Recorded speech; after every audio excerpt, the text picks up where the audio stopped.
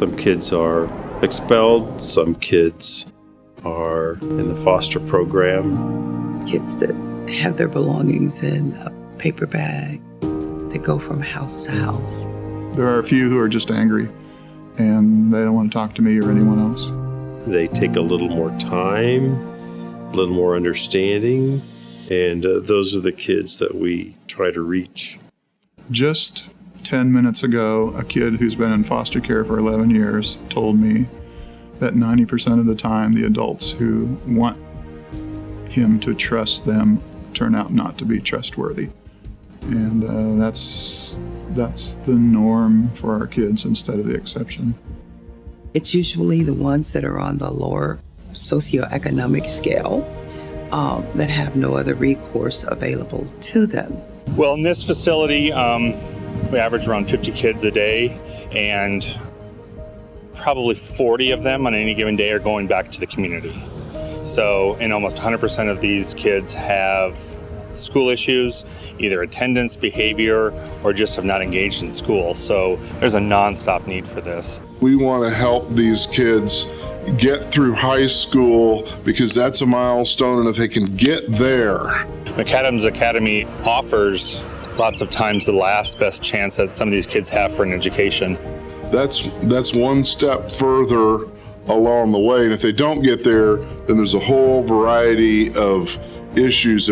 Milestones are not going to hit, successes are not going to achieve, and likely we're going to be funding them in another system. Well, when you follow that path, a large number of Black and brown kids are the ones that end up in the penal system. So we were, in a sense, providing that school to prison pipeline by expelling. Because if you're out of school for a year, what's the probability that you're going to go back? And if you don't go back to school, then the probability is even greater that you're going to end up in prison. So you see how it balloons. I cannot blame others. I cannot blame my son. He just started struggling. So he ended up he got into a problem. Made a comment, he got into a problem. So he ended up being on the U. So after being the U, we tried to enroll him. Obviously, they were not going to take him back on East High, and nobody would. It was pretty hard for the family. It was kind of we were struggling, and then that's when we knew about McAdams. I didn't know it was that exists a school that will take kids like they got expelled and nobody wants them, because we felt like, what are we going to do? I mean, he's barely starting high school, and like, now what's next? We understand that it's difficult to have 3 kids, and all of a sudden this third kid is like, oh my gosh, what happened? What did I do wrong? My other kids weren't like that. So Kasim was expelled from the school he was attending his 8th grade year about November. Just one middle school, one high school. And I was just kind of given no option, like, he's expelled, but he has to continue to go to school. And I was like, what am I supposed to do? I became familiar with McAdams when I served on the local school board, USD 259. And at that time, my focus was on students that were being expelled, and there was no alternative program in place. The town I'm in, there's not like alternative for middle school kids, so I was kind of in a bind. Stumbled upon McAdams and came up here and enrolled him. He did really well his first year, so we decided to go ahead after his expulsion date to continue to let him stay at McAdams. So when they refer us here, I mean, I was expecting like the staff, like, you know, like being rude because the kids they're taking.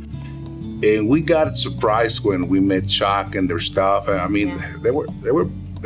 I mean, pretty good. They were awesome. Like they took like a weight off of us, like a concrete, or I mean, slab on our back. They said, "Okay, don't worry, we'll work with your son."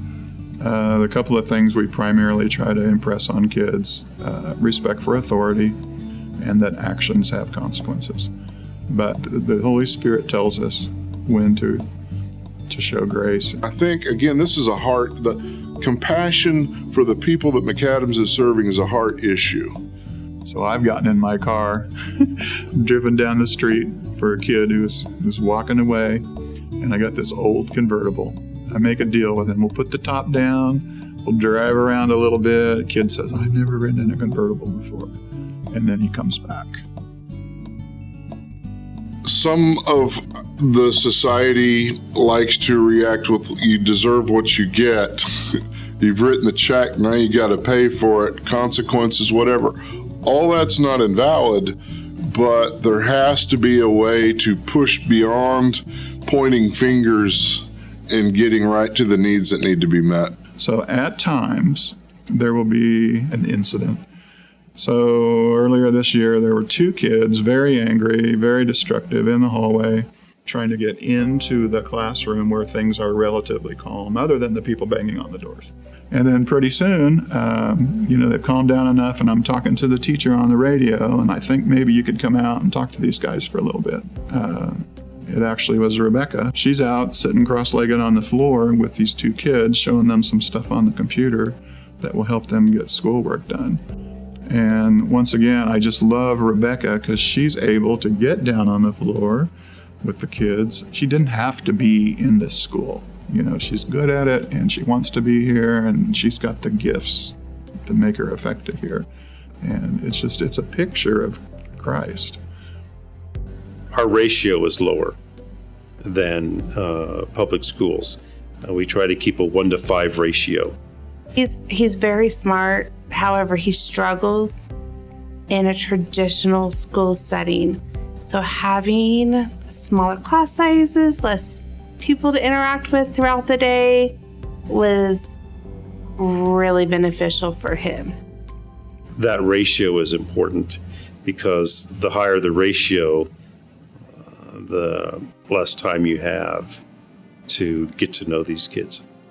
But as we went and keeping up with him, he started learning something new about discipline. As soon as he showed up here in the morning, we were dropping has to put a polo shirt and look nice and good discipline. So he started doing pretty good. I want them to know that they had an impact on him, and it was a positive one. They would go and take him to lunch when he did good. It's all about relationships, and I think sometimes that's the key thing. And if you can build a relationship with a kid, you can move mountains. But I think we need to know that it doesn't happen overnight. He went to West High, right? And he was doing good there till the pandemic started. When that school, the online school, start kicking in, he started at home. He was frustrated. He was so frustrated. He wanted to come and finish his senior year here. He was behind. Real very bad. And he started here, in October, entering November, and by January, he was done with his senior year.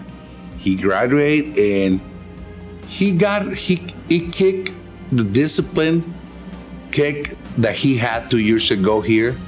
That even he switched his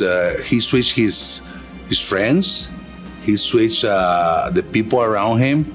Even he enrolled in the Marines, and he's still waiting to be called. He trains twice a week with them.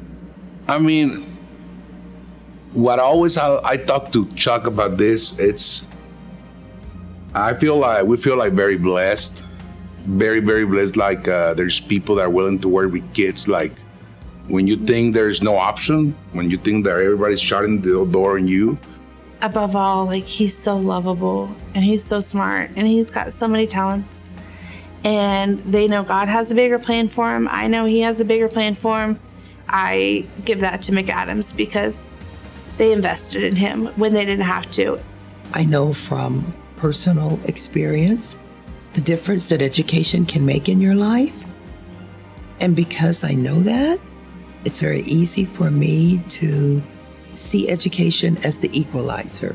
And if you see education as the equalizer, then you understand the need to make sure we're educating all students.